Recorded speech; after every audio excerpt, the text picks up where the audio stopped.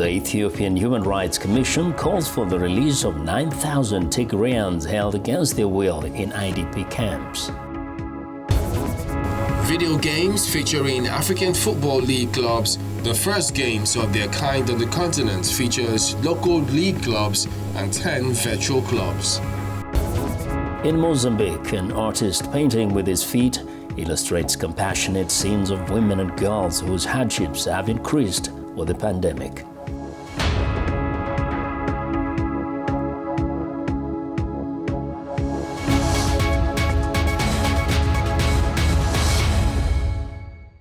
Hello, thanks for tuning into the show that goes around the continent to bring you stories near and far.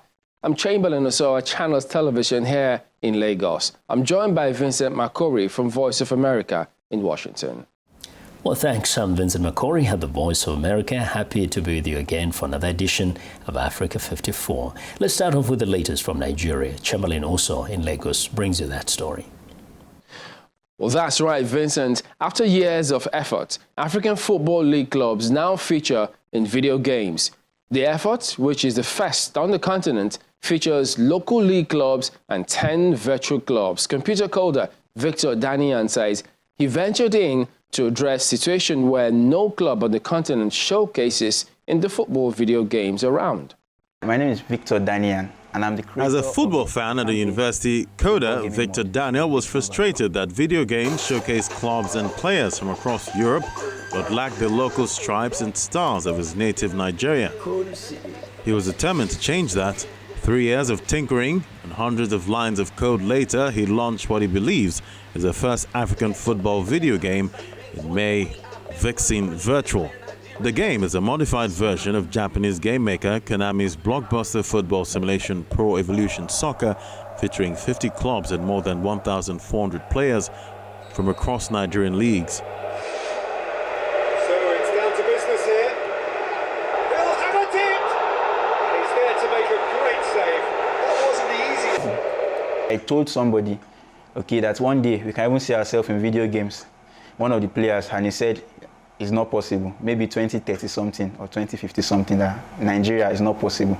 And that just reignited the spirit. I'm like, okay, it's possible. And then I went back to my project, I saw it there, and I continued.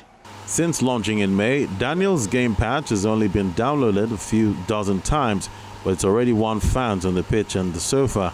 Harrison Austin, a footballer at Ikorodu City FC in Lagos State, said having a digital avatar could boost his chances of being scouted by other teams. His Ikorodu FC team and the Mountain of Fire FC team are among 50 Nigerian clubs featured in the video game. I know each game that is being played, each player will be rated. But me advancing to the MPFL, probably my rating will be advanced with climb. So it will help me to do more, to move out from here, so that I will be spotted in another team. Ikorodu City FC's owner, Oluwatoyin Jafar, believes it will help promote the club. It's going to increase the fan base, it's going to increase the followership, and it's going to create additional awareness, which is beneficial to the club itself. Earlier last month, Nigerian ex-Chelsea star Mikel Obi launched the first edition of his talent hunt program, Back to Base, where he's trying to inspire potential stars from the local sports scene. Whichever way I can help in terms of, sports, not just football, sports across the nation. Being the Nigerian youth ambassador for sports, I feel it's my duty to be able to do that. And that's what I want to start to do from now on. Sitting on a stripy sofa in his sitting room, Udo Mukeme smashes the buttons of a video game controller alongside his young friend, dribbling, passing, and shooting with their local football heroes. I like the game because it's my nation game. I can see people that I know inside the game. From things like this, the league can improve. Okay, so it just gave a little bit of hope for these players and brought joy into their hearts. He's already working on the next phase of upgrade for the game, which will include a mobile version and adding other African clubs, starting with one South African and one Egyptian league. Well, Victor Danian is here in the studio to tell us more about this new video game. Victor is the team lead of Vixen Media. Victor, thank you for coming on today. Yeah, thank you for having me. So, tell us about the process of developing this new video game. Okay, so this process first started when I was in school. I'm a video game lover and I'm a footballer myself. So while we were playing in our school, we have a league we play. So we thought of taking it a step further in a bid to promote our league, our local school leagues. So I started in 2015 with my classmates first. We first created a sample with my classmates and they loved it. And for like a week, they were playing it and okay, we want to always have this connection with this game. So once we started that, we now had to look for ways to get our local leagues, the Nigerian league, because I myself, while I was in school, I didn't know anything about the Nigerian league. And doing my research, I knew that, okay, why are our leagues so like redundant, like people don't know about it, so it's information that they don't have. So we're using this as a tool. We want to use this as a tool to get these African leagues and our Nigerian leagues to the people. Okay, so we had to start with data collection now. So going from one website to the other, looking for these teams. One of the hardest things one of the hardest problems is the getting of data. Okay, the Nigerian leagues, where to find the players, what is their age, how do they look like, all these kind of things were very difficult. So we went a step further to going to the Nigerian Division 2, because that's another set of clubs that are in the game.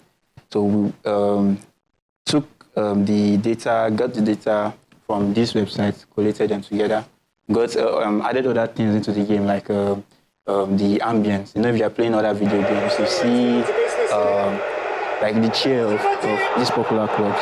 So now we have our Nigerian feel to it. You know, if you're watching a Nigerian match, you hear those drums and everything. So those are the part of everything we have put inside so that people can connect to the video game. Well, you stay focused, the challenge is notwithstanding. So what else could you describe as the motivation for you to keep going on with this? Yeah, one of the things that made me to continue this project, because I told you I was discouraged before, one thing that motivated me was when I was telling some of these players themselves that, oh, one of these days you guys can be in a video game. Like, I had the idea, but I just projected it. They were like, it's a lie. You know how young guys, it's a lie. How can we be in a video game? Maybe it's 20, 30 something, 20, 40 something. So indirectly, they're saying that nothing good can ever come from like Africa and all. And I'm like, this is possible. Let's put ourselves in the map. So I continually kept going because of that. That stuff always kept ringing in my head. That is not possible. 2040, 2030, that's when we're going to see something like this. And I'm like, it's very possible. And I just took it upon myself to continue this project. Well, already, I mean, several people who are equally video game lovers, just watching and hoping, well, there must be a lot in the offing. What else are you working on? What should we look forward to? Yes, now this version that we have is a PC version. So we're looking to get the mobile version because, you know, everybody has a mobile phone on them. So this will be able to reach more people. But now we are trying to develop that. And that's where now we are looking for investors that will help us to push this project further and to put Africa on the map. Outside Nigeria, we're looking to add the South African League. Okay, because we have looked at all these leagues, South African leagues, Ethiopian league, Egyptian leagues, and other leagues. So, but before we do the leagues, we'll add clubs. So clubs that we've added, like Orlando Pirates, KZR Chiefs, Simba SC, and the likes of it. What's the feedback you've gotten from all of this? Because this sounds exciting. Yes, so during this first, because we have a demo out so now. So the guys, the feedback has been amazing. Like, it's another factor that has been pushing me, another factor, the feedback. Getting feedback from football clubs, getting feedback from football players, and they like it. Like the like of Victor Mbaoma from Eyimba FC, just transferred to Algeria. So he contacted me and he saw this and he commended it. And I'm like, you know, for somebody that like recently is like a local hero, I didn't know him before. So he's like a local hero to me, like, oh, Victor Mbaoma is striker in Eyimba. He messaged me and like, he loves the game, we should keep it up. So all the feedbacks we are getting from clubs and players has been very great, and the fans themselves. Definitely sounds exciting. I mean, several people will be looking forward to this one, especially when it's got to do with football. So, Victor, well done. I wish you all the best. Thank you very much for having me. University students in Kenya have begun a nationwide peace and voting campaign ahead of the August 9th election. Organizers say the goal is to discourage young people from getting involved in election violence and to encourage them to cast their votes instead. Victoria Munga reports from Nairobi, Kenya. Scenes such as these have marred Kenya's past elections, the worst in 2007-2008, when over 1,000 people were killed. Kenya has a history of election-related violence and a lack of accountability for human rights abuse, according to Human Rights Watch. A survey by a Government Unity Commission, Kenya National Cohesion and Integration Commission, shows 6 counties are likely to experience electoral violence. As the next election approaches on August 9th, university students are teaming up to campaign against election violence among their peers through a new peace association. The same students who have been trained as master campus trainers on voter education are the same people who are leading in terms of championing for peace. So just recently we launched the 47 days of peace, and this one we launched it specifically when we had remained 47 days to the general election. So on a daily basis, we are having peace walk. And listen, as I raise my voice of hope for peace. Peace advocates say young people are most vulnerable to exploitation and manipulation to engage in violence, according to Global Peace Foundation. That is especially because so many are unemployed. National government figures show that some 5 million Kenyan youth are out of work. They are available for recruitment into extremism, and politicians, mainly target these young people because they're the people who, can be misused for as little as 100 shillings. 100 shillings is an equivalent to nearly $1.50 in Kenya. In a peace drive dubbed Nitatenda Wajibu Wangu, meaning I'll do my part in Swahili, students from 75 universities and colleges are committing to casting their vote and encouraging others to do so, including on social media. If you decide not to go and vote, if you have a vote, you're trying to tell someone else to govern your life and you have given it to them. So the bigger picture is if also you participate in causing violence and not voting, and we don't have classes, we don't have schools, our careers stop, you're going to be affected in one way or another. The August poll will be Kenya's third election under its new constitution that was promulgated in 2010, and the nationwide Youth Peace Initiative members hope for a calm transition. Victoria Amunga, VOA Africa News Center, Nairobi. A community group in rural Zimbabwe is making reusable sanitary towels so that girls don't have to miss school when they've got their period. Female volunteers come together to produce at least 600 pads per day, which sells for 80 cents each.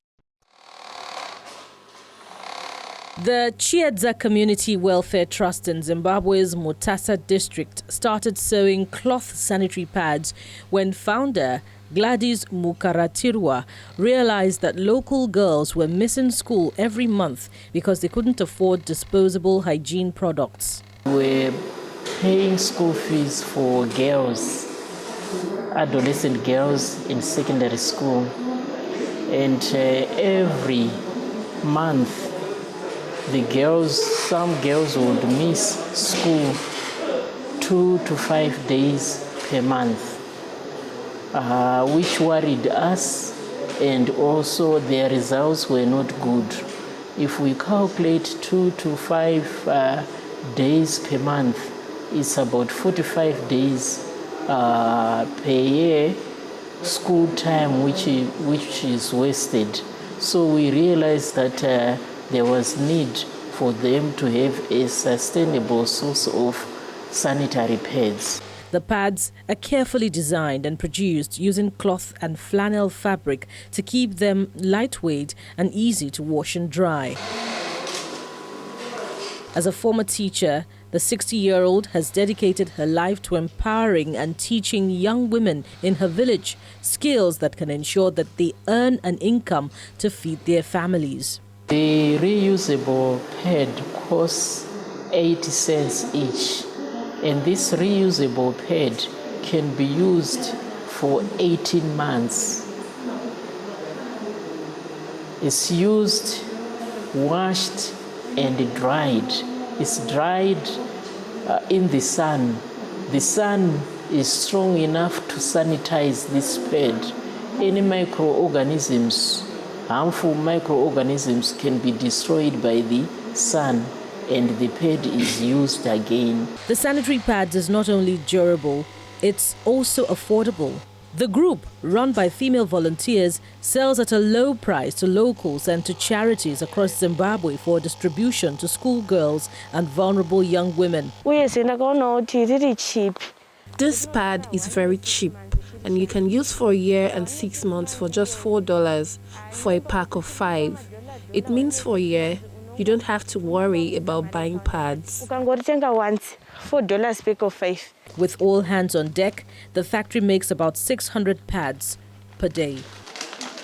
It's time now for a short break, and as we do, we remind you to visit our website, channelstv.com, for news and programming around the clock. You can also find us at youtube.com/channelsweb. Still to come, Nigeria sets the world record in hurdles. 25-year-old Tobi Amusha wins the gold, finishing first, the final, the 100 meters hurdles.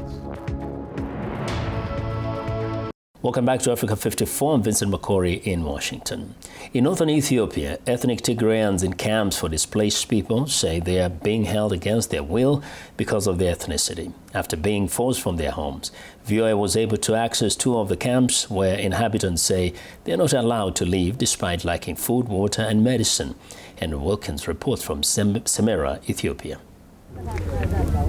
On the surface, the Semera and Agatina camps in northern Ethiopia's Afar region appear to be like other camps for those displaced by the country's civil war. But media reports this year indicate they are serving as prison camps for ethnic Tigrayans who were forcibly taken there and are not being allowed to leave. VOA was able to gain rare access to the camps where inhabitants say local security forces in December rounded them up in their hometown of Abala. VOA is not identifying those we spoke to due to concerns about possible retaliation. The first thing is we don't have our identity documents. If we go out of the camp, the police will seize us and send us to prison. There are displaced people who are in prison. If you don't have an ID, you can't even go shopping. There is no freedom of movement, even though we repeatedly asked for it. We can go out sometimes, but only with a police escort. Temperatures in the camps at this time of year regularly rise above 40 degrees centigrade, 104 degrees Fahrenheit. But Tigrayans here say they are not allowed to leave for medical treatment. There have been 7 cases where people have died since we arrived here because of lack of medicine. They died from hypertension, diabetes, and of course, children and the elderly died because of the high temperature. A mother in Agatina camp, which houses about 700 Tigrayans, says she fears for her children. We came here 6 months ago. The situation here is so bad. We don't get medicine or enough food. There are 150 children here. The Ethiopian Human Rights Commission on June 29th acknowledged that 9,000 Tigrayans were being held illegally in the camp and called for their immediate release. People there are held against their will. That families are not staying together. That men and women, by being separated, you're separating a family. That they are not getting medical help, ready access to medical help when you need help outside the camp, that is. These are the 3 key indicators, and that is why we are certainly alarmed and concerned about these camps. This Tigrayan man says he's suffering from tuberculosis. There is no support here. We are on the verge of death. We spend day and night in this way, and the situation is critical. If the government does not support us, I don't know what our fate will be. Only death waits for us. Ethiopia's federal government had no immediate response to the Rights Commission's call for their release. The Afar region's Disaster Prevention and Food Security Coordination Office initially agreed to an interview with VOA, then suddenly stopped responding to messages and phone calls. Henry Wilkins for VOA News, Samara, Ethiopia. 25-year-old Tobi Amusan has ended Nigeria's long wait for a World Athletics Championship gold medal. She finished first in the final of the 100 meters hurdle, setting a new world record in the event. That was after she broke the world record set in 2016 by an American in the semi-final.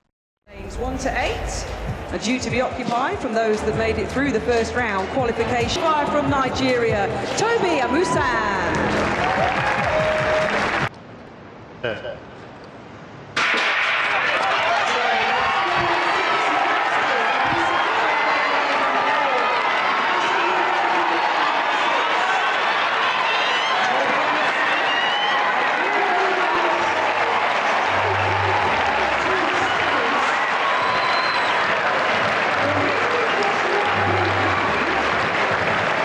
The new athletic sensation, Tobi Amusan, records an upset, first in the semi-final of the women's 100 meters hurdle of the World Athletics Championships.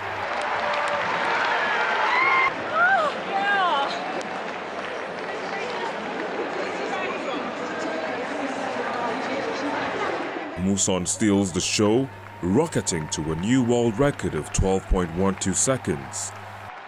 Following her record-breaking performance in the semis, Tobi lined up as favorite for gold in the final.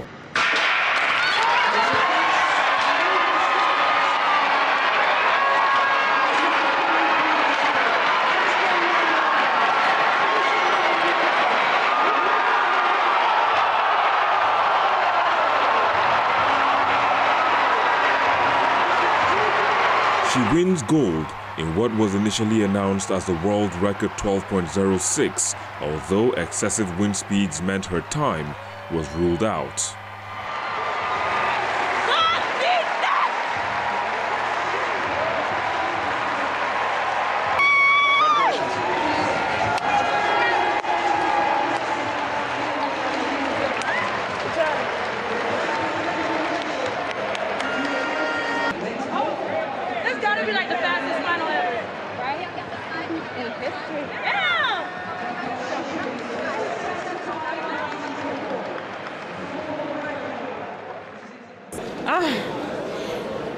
Finally, God did it.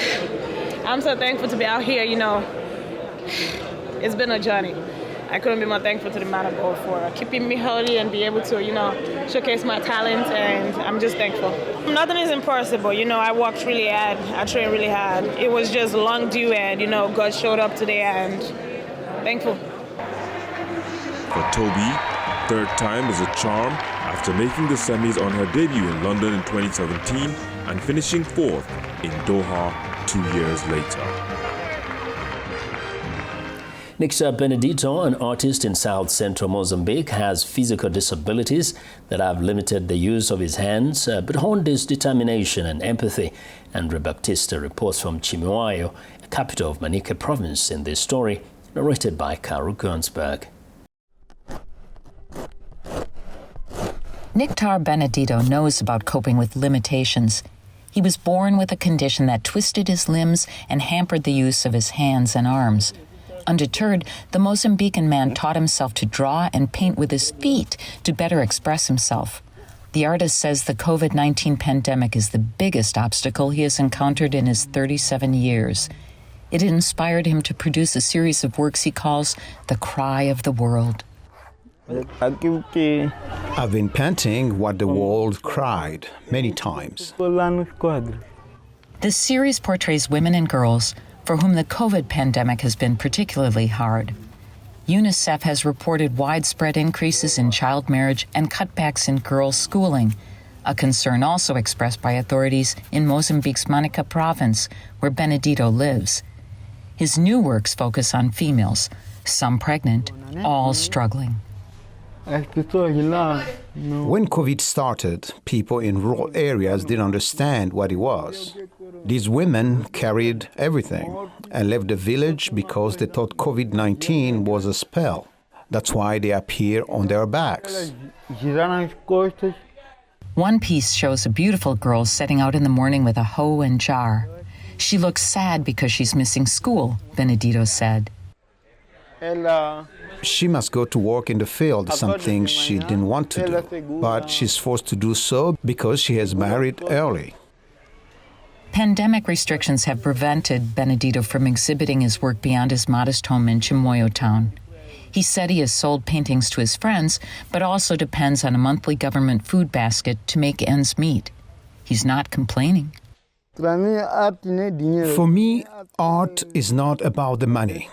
Art is helping people to look at the world with different eyes. When he was a child, Benedito's disabilities kept him from playing with others. He started drawing to relieve his loneliness. Now he envisions starting an art school for youngsters with or without disabilities. I want to gather many children and teach art, but I won't be able to do it alone. Benedito's goal is to help others create and see compassionately, and to leave that as part of his legacy. For Andre Baptista in Chimoio, Mozambique, Carol Gunsberg, VOA News. Well, that's our show for today. You can find all the continent's top news and world news online at voaafrica.com. Check it out. I'm Vincent McCory in Washington. Channels Television has our last word from Lagos. Well, thank you, Vincent. We look forward to bringing you another show next week. Remember, channeltv.com is your source for news and other programming. I'm Chamberlain Uso. Thank you for watching. Goodbye.